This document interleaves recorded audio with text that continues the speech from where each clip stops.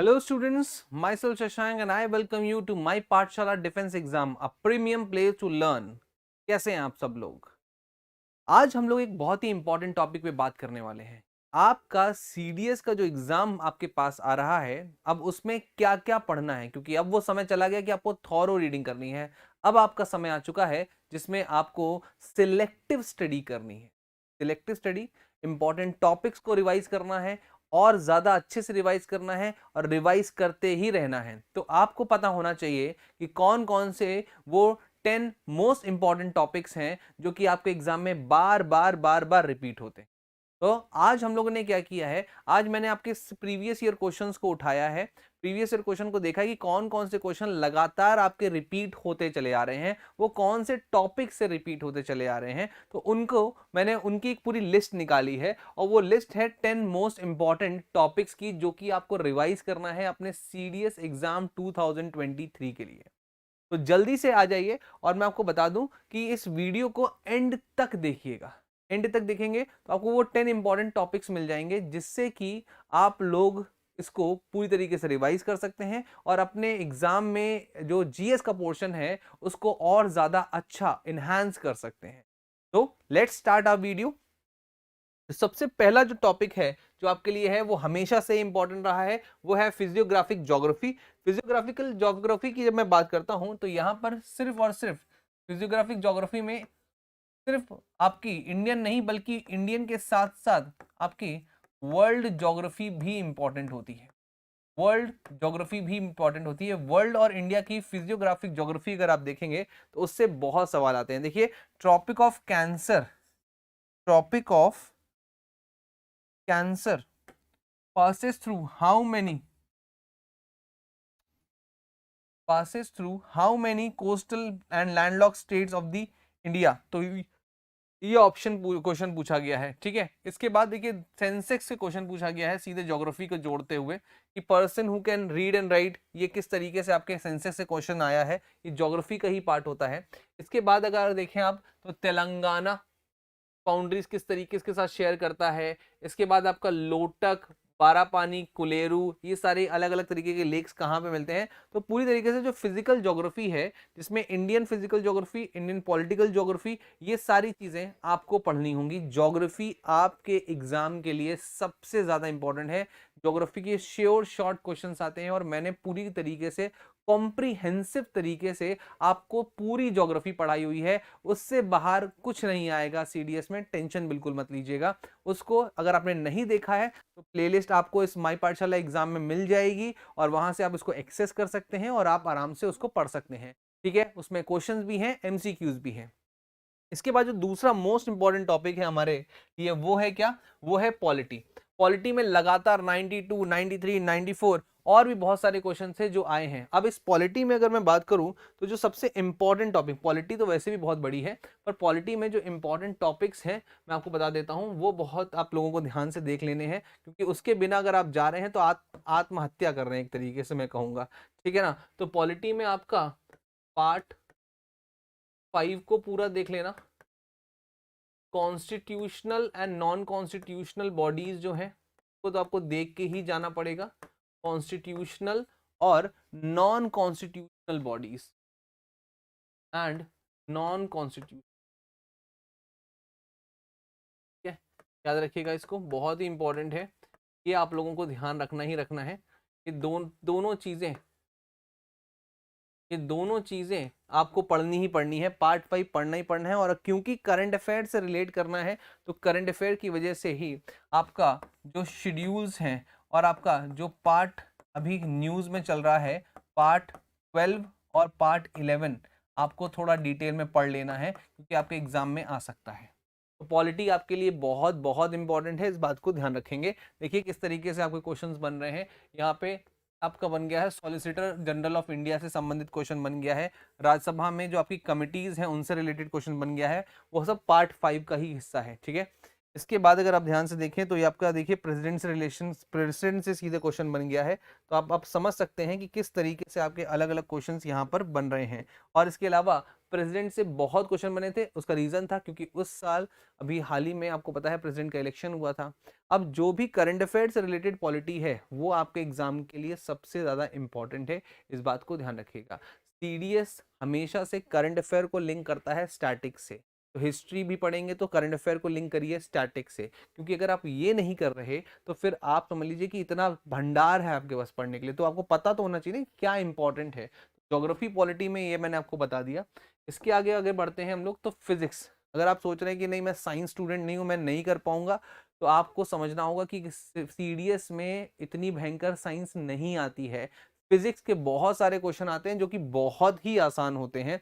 अब जैसे ये क्वेश्चन आप देखिए, power of a lens of focal length of 10 centimetre. भले ही कोई व्यक्ति 11-12 में जिसने साइंस नहीं भी पढ़ी है, पर वो आराम से जानता है कि जो पावर का फॉर्मूला होता है 1/f होता है मीटर में, और आराम से वो निकाल सकता है। तो इसी तरीके के इजी इजी क्वेश्चन आपको साइंस के ढूंढने हैं जो कि बहुत आसान होते हैं। देखिए ये क्वेश्चन आप देखिए, सिंपल से बोल दिया माइक्रोफोन स्पीकर में और मोबाइल में किस तरीके से कन्वर्जन होता है साउंड एनर्जी का। तो ये इजी इजी क्वेश्चंस आपको ढूंढने हैं अगर आपको अपने नंबर गेन करने हैं। तो फिजिक्स में आपको याद रखिएगा अच्छे खासे नंबर मिल जाएंगे। और अगर आपने फिजिक्स को कर लिया है, देखिए केमिस्ट्री ज्यादा नहीं आती है पर फिजिक्स ज्यादा आती है। फिजिक्स के और इतने इजी क्वेश्चन आते हैं जो कि आपको बहुत ही आसान होगा करना।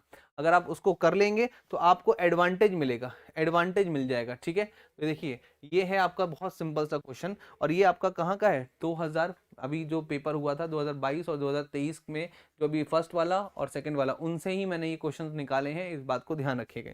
ठीक है, आ रहा है समझ में? तो आपका हो गया कौन सा, 2-3 टॉपिक्स हो गए, फिजिक्स हो गया, ज्योग्राफी हो गया, पॉलिटी हो गया। अब आता है बायोलॉजी। बायोलॉजी को भी आपको करना है। अच्छा मैं बायोलॉजी में बता दूं कि बार बार वो ना रिपीट करते हैं अपने क्वेश्चन। तो बायोलॉजी में आप रिपीटेड मतलब आप कह सकते हैं प्रीवियस ईयर क्वेश्चन जरूर लगा के चाहिए।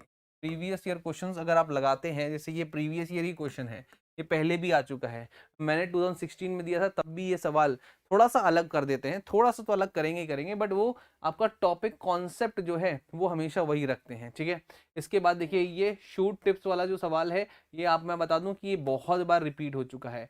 इंटर कैलोरी मेरिस्टम्स जो है इनसे काफी बार क्वेश्चन आता है, और ये रिपीटेड क्वेश्चन है। ये जितने भी मैंने क्वेश्चन उठाए ना, ये सब आपके रिपीटेड क्वेश्चन है। जाइलम हमेशा एक क्वेश्चन जाइलम और फ्लोएम से आता है, तो आपके ये सब रिपीटेड क्वेश्चन है। अगर आप इनको करना चाहते हैं तो ये देखिए आपका चौथा टॉपिक हो गया जो आपके एग्जाम के लिए मोस्ट इंपॉर्टेंट है। क्या करना है, only previous year questions of biology.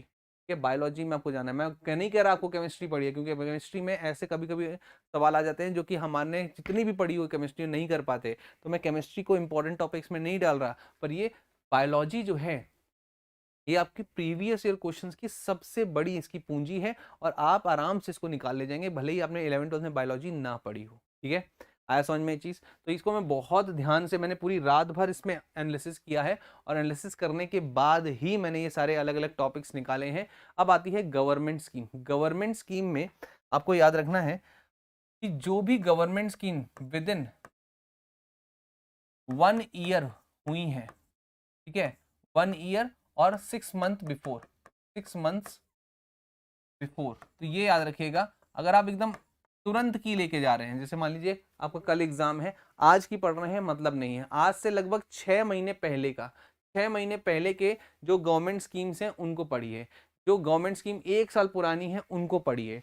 ये गवर्नमेंट स्कीम देखिए, national skill development mission, national skill development mission, ये बहुत पुरानी आपकी मिशन है। पोषण अभियान 2018 का है, उससे क्वेश्चन पूछ दिया है। तो ये करंट अफेयर से रिलेट करते हैं, क्योंकि पिछले 6-7 महीने पहले के ये क्वेश्चंस हैं।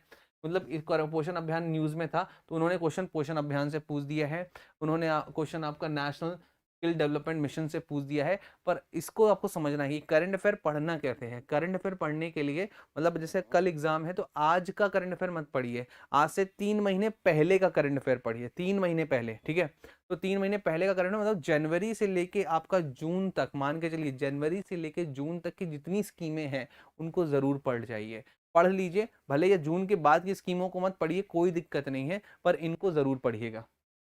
स्कीम आपके एग्जाम के लिए मोस्ट इंपॉर्टेंट है, आपके एग्जाम में आएंगी ही आएंगी, इस बात को ध्यान रखेंगे। ठीक है, ये आपका इंपॉर्टेंट कौन सा 7वां सबसे बड़ा सबसे इंपॉर्टेंट टॉपिक हो चुका है।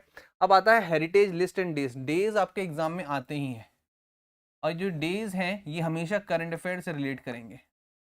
करंट अफेयर की अगर हम लोग बात करते हैं तो करंट में जो डेज आपके चल रहे होंगे, कौन से डेज असर आ सकते हैं? देखिए, वर्ल्ड वेटलैंड डे आ गया, इंटरनेशनल टाइगर डे आ गया, वर्ल्ड वाटर डे आ गया, इंटरनेशनल मदर अर्थ डे आ गया। तो ये देखिए किस तरीके से मैच दी फॉलोइंग में आपका सीधा सीधा क्वेश्चन पूछ देते हैं। और इनमें अगर आप ये सोच रहे हैं कि नहीं नहीं ये तो सर कैसे याद कर लेंगे, तो मैं आपको बता दूं ये सब करंट अफेयर से रिलेटेड है। वर्ल्ड वेटलैंड डे और इंटरनेशनल टाइगर डे काफी ज्यादा न्यूज में चल रहे थे, इसलिए ये दोनों क्वेश्चन आए हैं। उसके साथ साथ उन्होंने कंफ्यूज करने के लिए वर्ल्ड वाटर डे जो कि एवरग्रीन है, हमेशा ही पूछा जाता है, और इंटरनेशनल मदर अर्थ डे जो कि एवरग्रीन है, हमेशा ही पूछा जाता है, ये आपसे पूछ लिया उन्होंने। तो करंट अफेयर की चीजों को जरूर जोड़ लीजिएगा। वर्ल्ड वेटलैंड डे हमेशा ही आपके एग्जाम में आता है। फिर हेरिटेज साइट, तो मानव, ठीक है, Manav is planning to visit all UNESCO's world heritage site, he will be visiting. देखिए यहाँ पर क्या है, एक एग्जाम्पल के रूप में दे दिया है। तो इस तरीके के क्वेश्चंस वो पूछना शुरू कर चुके हैं। सीएससी मतलब सिविल सर्विस एग्जामिनेशन में इसी तरीके के क्वेश्चन पूछे जाते थे। अब क्या इसमें भी वो डालने की कोशिश कर रहे हैं कि वो इंडिया की जितनी भी आपकी इंपॉर्टेंट न्यू अभी हेरिटेज साइट्स जोड़ी गई थी, इसलिए ये क्वेश्चन पूछ लिया गया था। 1 साल पहले हेरिटेज साइट्स जोड़ी गई थी, इसलिए उन्होंने ये क्वेश्चन पूछ लिया था, हुमायूं टॉम वाला, इंडिया गेट वाला। ठीक है, आ रहा है समझ में चीज? तो ये क्वेश्चन आपके आते हैं। हेरिटेज साइट्स डेज जो है ये आपको याद रखने ही रखना है, आपको इनको करंट अफेयर से जोड़ना ही जोड़ना है। ठीक है, अब आता है इकोनॉमिक्स। इकोनॉमिक्स में केवल और केवल आपको कौन सी चीजें पढ़नी है, ध्यान सुनिएगा। इकोनॉमिक्स में केवल आपको गवर्नमेंट स्कीम रिलेटेड इकोनॉमिक्स पढ़नी, government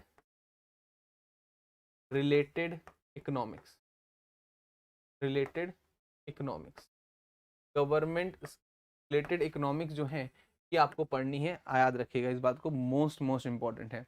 government scheme related economics जैसे ये क्वेश्चन देखिए, तो which one of the following is a measure that can be used by the government combating inflation. तो गवर्नमेंट से रिलेटेड, गवर्नमेंट जो है उनमें किस किस तरीके की चीज़ें जुड़ी हुई हैं, तो एक increasing the expenditure, providing subsidies. तो ये सब जो चीज़ें हैं ये आपको बहुत नॉर्मली मैगजीन्स में मिलती हैं, मैगजीन से आप आराम से उनको पढ़ सकते हैं। केवल उतना पढ़ना जो कि गवर्नमेंट स्कीम जो कि इकोनॉमिक्स से जुड़ी, गवर्नमेंट के पोर्टफोलियोज, गवर्नमेंट के जो आपके अलग अलग तरीके के जो उनके ऑर्गन्स हैं उनको एक बार पढ़ लीजिए। ठीक है, आया समझ में? तो यहाँ पर हम लोगों ने जो मोस्ट इंपॉर्टेंट 10 क्वेश्चंस की जब हम लोग बात करते हैं तो मॉडर्न हिस्ट्री इज मस्ट। अब देखिए मॉडर्न हिस्ट्री से कितने क्वेश्चन आए हुए हैं, 1 2 3 4 5 6, इस तरीके से आपके मॉडर्न हिस्ट्री के क्वेश्चन आते हैं। और ये मॉडर्न हिस्ट्री के क्वेश्चन बहुत सिंपल होते हैं। मैंने एंशियंट हिस्ट्री नहीं डाला, मैंने मेडिवल हिस्ट्री नहीं डाला, मैंने जानबूझ के मोस्ट इंपॉर्टेंट टॉपिक्स में मॉडर्न हिस्ट्री डाला है। मॉडर्न हिस्ट्री से डायरेक्ट क्वेश्चंस आते हैं, डायरेक्ट क्वेश्चंस आते हैं। और ये क्वेश्चन जो है आपको अगर लग रहा होगा कि ये टफ है, नहीं, ये सिंपल पढ़ने से आ जाएंगे, सिंपल। मैं उसके लिए आपको एक रिवीजन सीरीज चलाऊंगा, और वो रिवीजन सीरीज अगर आपने पढ़ लिया तो आपके सारे के सारे हिस्ट्री के क्वेश्चन हो जाएंगे, आपको टेंशन लेने की जरूरत नहीं पड़ेगी, इस बात को ध्यान रखेंगे। और अंत में जो आपको पढ़ना है वो है लास्ट क्या, इंटरनेशनल, इंपॉर्टेंट इंटरनेशनल एग्रीमेंट्स को पढ़, जो कि आपके न्यूज में चल रहे हों, जैसे वासेनार एग्रीमेंट हो गया। इसके साथ साथ आपको मिलिट्री एक्सरसाइजेस करनी है, मिलिट्री एक्सरसाइजेस भी आप ध्यान रखेंगे। मिलिट्री एक्सरसाइजेस आपके एग्जाम में आती हैं, डायरेक्ट एग्जाम में आती हैं। तो इंटरनेशनल आपकी जो एग्रीमेंट्स हैं, जो भी आपके इंटरनेशनल समिट्स हो रहे हैं उनको ध्यान रखना है, इंटरनेशनल एग्रीमेंट या इंटरनेशनल बायलैटरल एग्रीमेंट्स जो होते हैं उनको ध्यान रखना है, और आपके जो मिलिट्री एक्सरसाइजेस हैं। तो ये थे हमारे टॉप 10 इंपॉर्टेंट टॉपिक्स जो आपके एग्जाम में 110% आने वाले हैं करंट अफेयर से रिलेट करके। अगर आप इन टॉपिक्स को छोड़ रहे हैं, इनमें से कोई भी एक टॉपिक छोड़ रहे हैं, इसका मतलब है आप अपने अच्छे खासे नंबरों को छोड़ रहे हैं। तो इसी तरीके की एक्साइटिंग वीडियोस को के लिए, और एक कह सकते हैं कि नए नए तरीके किस तरीके से हम सीडीएस को क्रैक कर सकते हैं, उसके लिए आप हमारे चैनल को विजिट कर सकते हैं, माई पाठशाला डिफेंस। और उसमें आपको रेगुलर क्लासेस मिलती हैं जीएस की, जो कि होती हैं शाम 4 बजे। ठीक है, तो उम्मीद करूंगा कि ये वीडियो आपको हेल्पफुल होगा, और अगर आपको ये वीडियो अच्छा लगा हो तो आप इसको शेयर करिए, सब्सक्राइब करिए और लाइक करिए। जय हिंद।